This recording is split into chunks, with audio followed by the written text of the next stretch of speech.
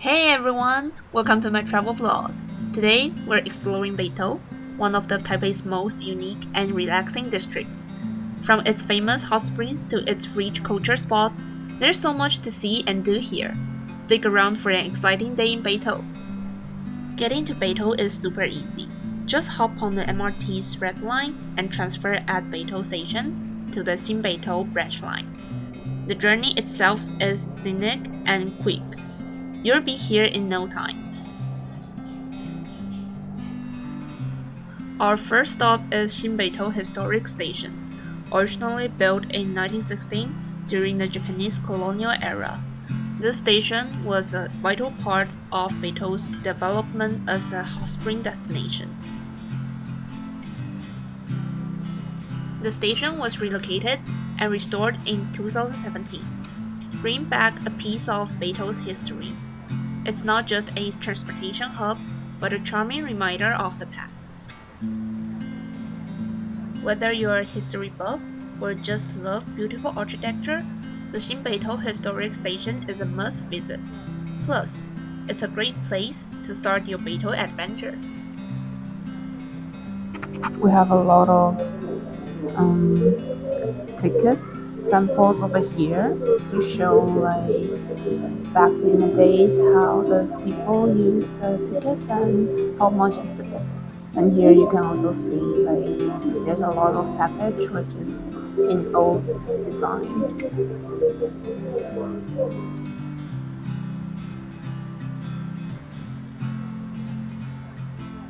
Just a short walk from the station is the Ketagalan Culture Center. This center is dedicated to preserving and showcasing the culture of Taiwan's indigenous peoples, including the Ketagalan tribe who originally inhabited the Beitou area.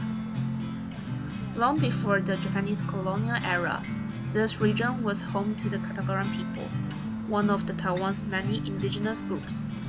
Their deep connection to nature and their unique customs set the foundation for Beitou's identity. I'm kind of surprised that they talk about Taya tribe a lot over here. I thought it would just be Ketagalan, and they also talk about the Taya tribe used to only let the girls do the weaving, and if any guys do the weaving, then it will be insult of our god.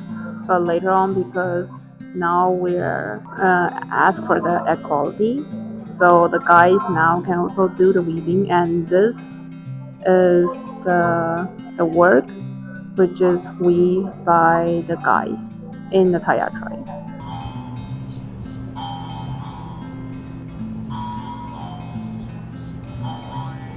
So now you can hear there's a sound of the Jews harp. In the Hokkaido, they also have the same indigenous people who are also using the same instrument, and it's very interesting because Taiwan's very far away from the Hokkaido, but they use the same instrument. And I've also heard people who are in Mongolia and Siberia, they also use same kind of instrument. Now we have left the Ketagalan Culture Center. Then we're going to the library. The library is just next to the Culture Center. If you're a book lover or just appreciate sustainable design, you'll love the Beitou Public Library. It's one of the greenest buildings in Taiwan, with solar panels and a rainwater collection system. Even if you are not here to read, the library's tranquil ambience make it worth a visit. I thought that it will be less people when it's weekday, but they still have a lot of people here, but it's okay. I'm just cold. I'm not going to get awkward while talking in public. Next, we're visiting the Beitou Hot Spring Museum.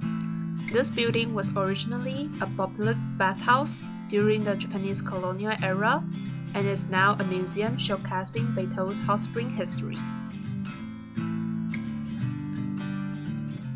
Now I'm in the Beitou Hot Spring Museum, and as you can see, in the second floor there's a very huge tatami room, so people can just stay here and resting. It's quite comfy here, and also today's view is also very good. So now I'm just going to charge my phone for a while, and then we're going to the first floor.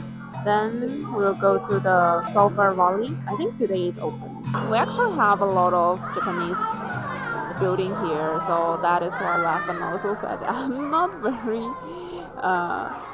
fascinated by Japanese culture because this is part of us. Beitou's hot spring industry started to thrive during the Japanese colonial period in the early 1900s. Inspired by the onsen culture of Japan, the Japanese developed Beitou as a hot spring destination, building bathhouses, inns, and even breeding techniques to harness the natural geothermal resources. This hot spring museum is free to visit. To protect the building, the staff will kindly provide slippers for you to change into as you explore. It's a thoughtful touch that helps preserve this historic gem. After I visit the museum, it's very touching that when you see an old building, it was abandoned for a couple of years, and then some of the people decided to renew it. Later on, it became the most famous spot in this area, and it also become very beautiful. It is very chill, and people who come here to understand the history or just enjoy the vibe of here. Our next stop is the Beitou Thermal Valley, also known as Hell Valley. It is one of Beitou's most famous attractions, with its mystical steaming landscape. The water temperature here can reach up to 100 degrees Celsius, so no touching. This also just smells so good. I want to eat that, but I'm not sure that if I can bring that food inside the Soba Valley or not. So let's just buy it later on.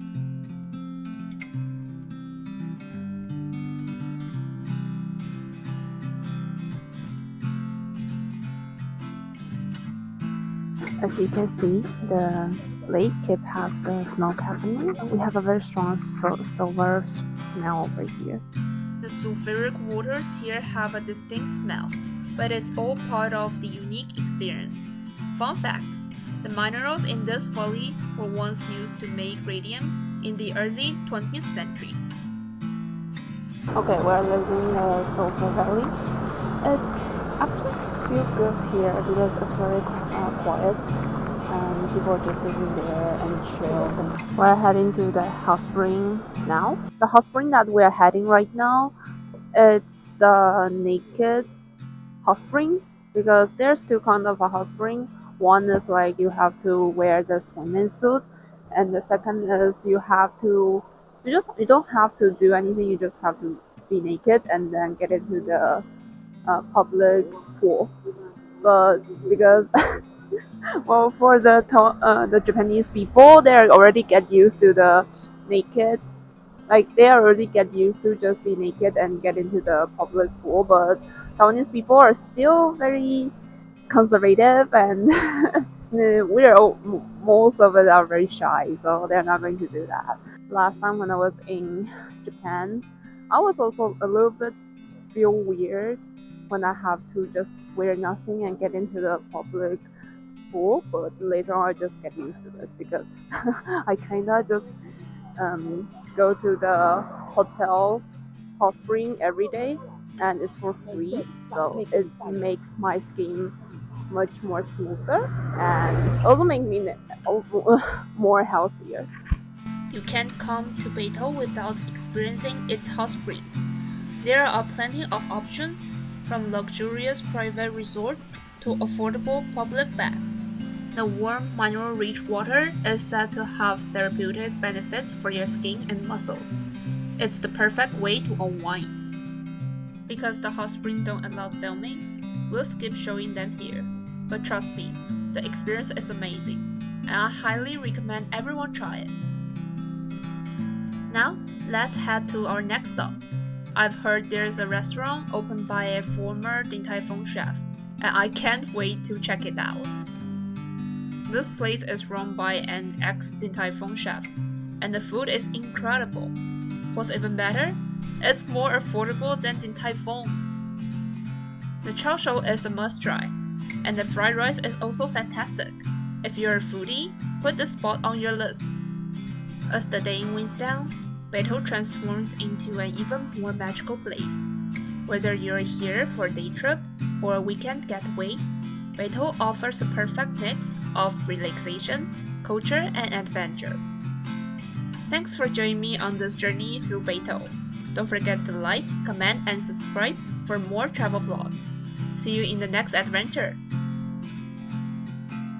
The rest of the video features me and my mom. She wanted to visit Beitou with me, but she chose a Monday. And most of the places in Beitou are closed on Mondays, so I ended up visiting Beitou on Monday with her, and then went back again on Tuesday to get proper footage for this video. 好，现在是麦克风测试。你看我现在麦克风在这边，然后这样就它就可以自己收音。So now we're in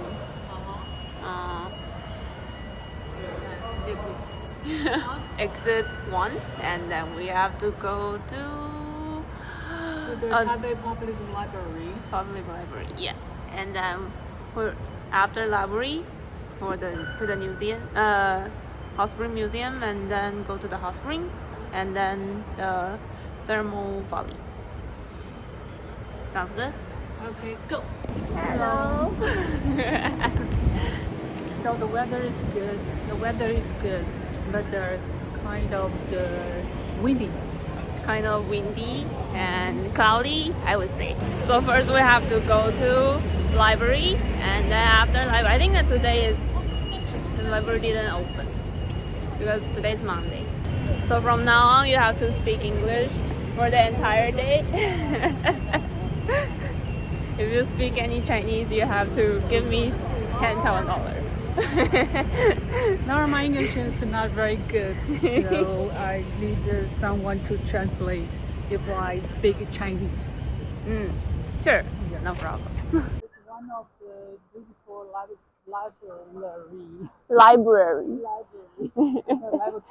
Laboratory. Wow. It's really cold outside here. Yes.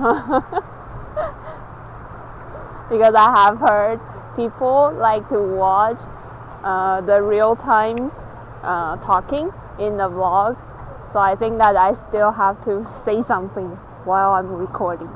It's a beautiful scenery, right? No, like you have to talk something about what you're feeling right now. You feel cold, you feel hot, you feel... I feel happy. But the kind of are cold. So now where are we going? Are Do you have any plan? Where are we going? coast up. So now we're going to the thermal valley, and people used to bring the eggs to put it in the hot spring, but now we cannot do that. Monday is the rest day. It's okay, I'm going to come here tomorrow.